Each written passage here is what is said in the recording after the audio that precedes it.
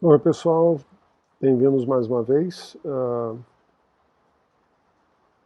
Boa tarde, boa noite, bom dia, como vocês quiserem. Essas aulas são gravadas e vocês vão poder assistir quando vocês quiserem, mas a gente tem dois encontros durante a semana que não são obrigatórios, para que a gente possa trocar ideias. Alguns encontros são muito importantes porque neles a gente vai discutir aspectos que foram abordados durante as aulas e também durante os trabalhos.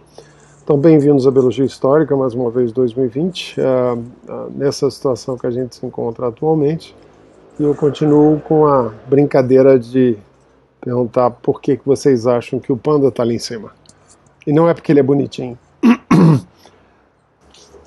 Então, biologia histórica não é sobre histórias do passado ou histórias da biologia. Não é a mão morta do passado atrás da gente enquanto a gente estuda biologia. Como em ciência, a gente tem que buscar inovação e não é a repetição do que já foi feito no passado, né? Então, biologia histórica certamente não é isso. Biologia histórica é uma introdução a esse processo fantástico que a gente foi submetido na face da Terra, chamada evolução. Então, o que a gente tem aí nessa espiral é muito parecido com o que os gregos chamavam de a espiral da vida. A gente tem o costume no dia a dia de falar sobre ciclo vital, ciclo da vida, o ciclo da produção de animais, o ciclo da reprodução dos animais e das plantas, e assim por diante, mas quando na realidade em biologia nós nunca tivemos um ciclo e nunca vamos ter.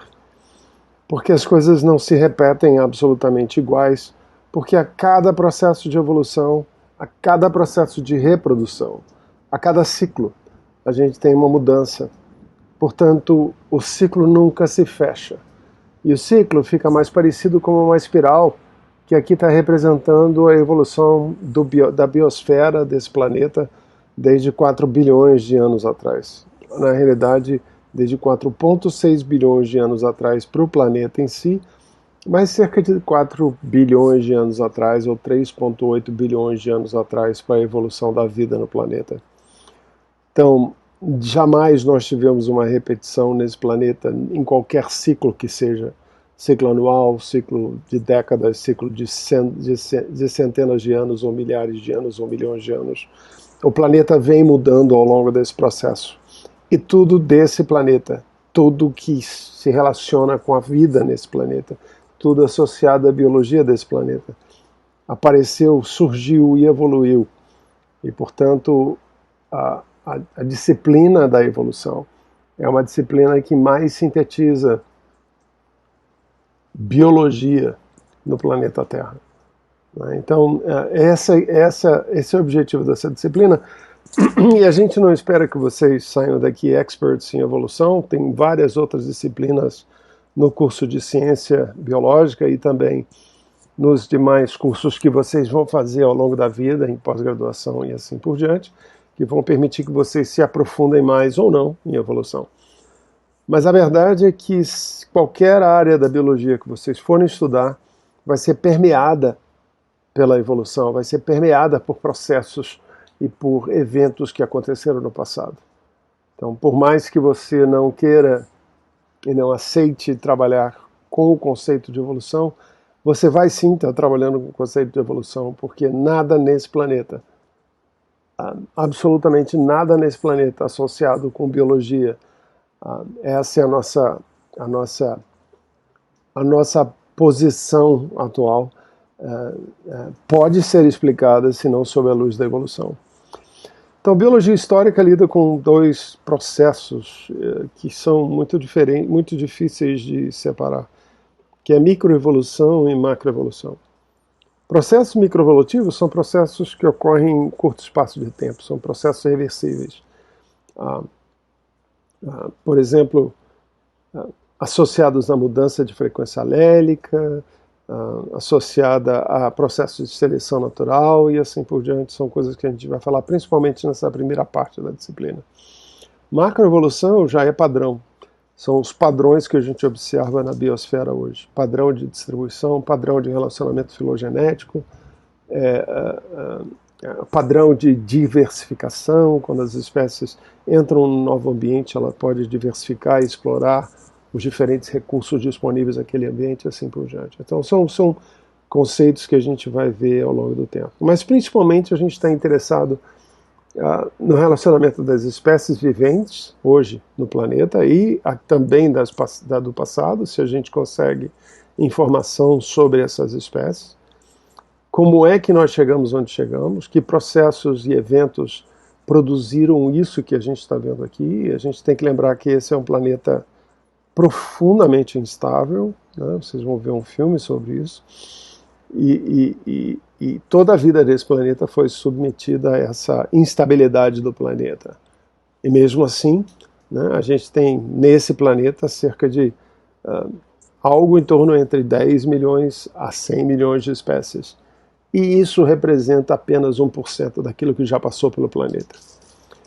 E eu também gostaria muito que na disciplina vocês abrissem a cabeça para aplicar essa visão, essa perspectiva histórica das coisas, para entender até outras disciplinas sob o ponto de vista histórico.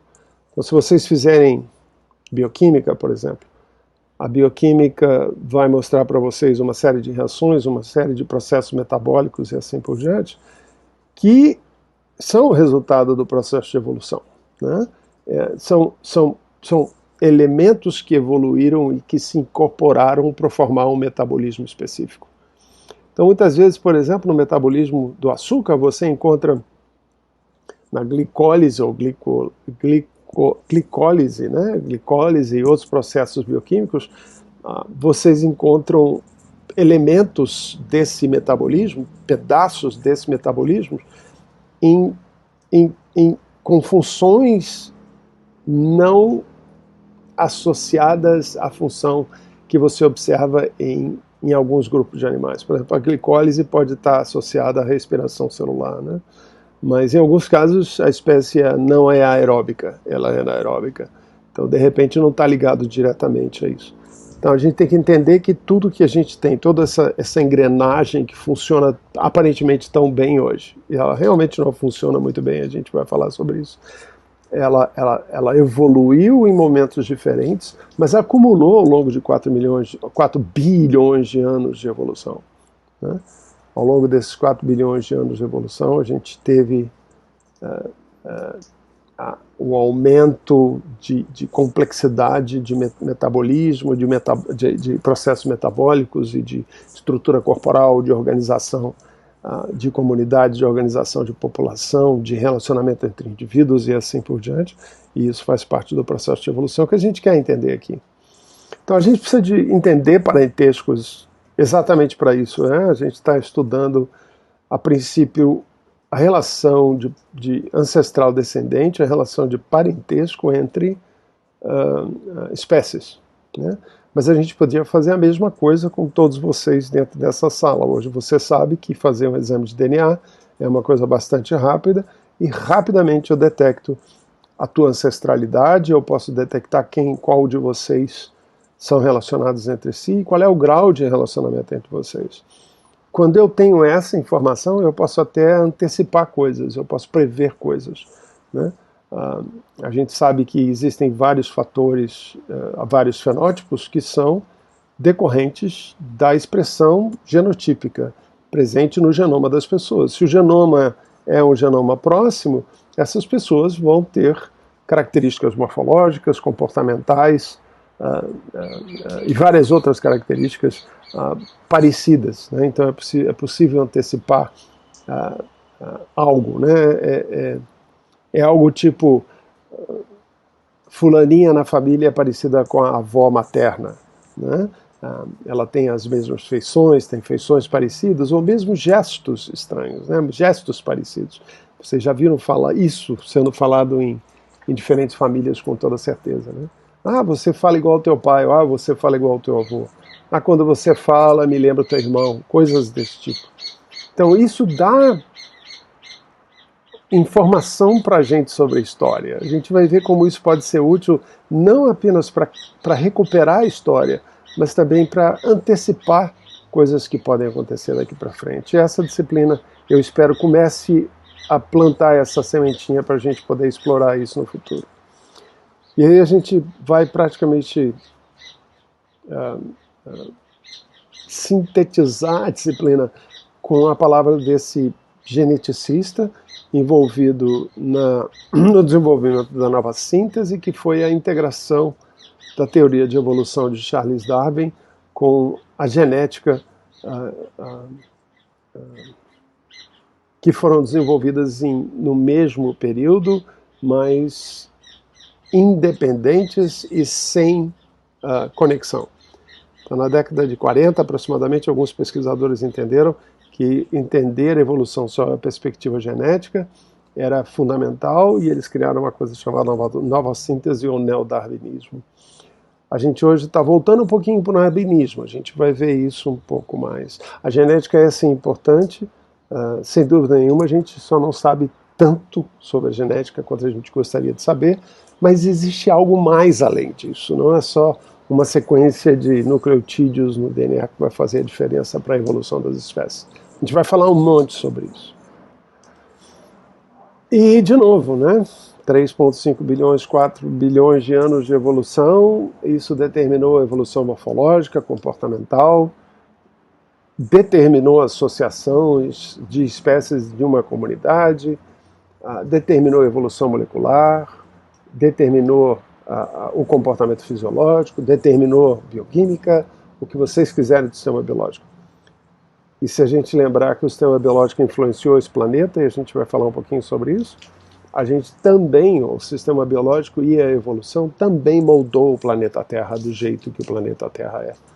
O exemplo mais clássico disso tudo é, nós não teríamos esse tipo de vida que a gente tem nesse planeta se a gente não tivesse a evolução de um grupinho chamado cianobactérias, ou algas azuis,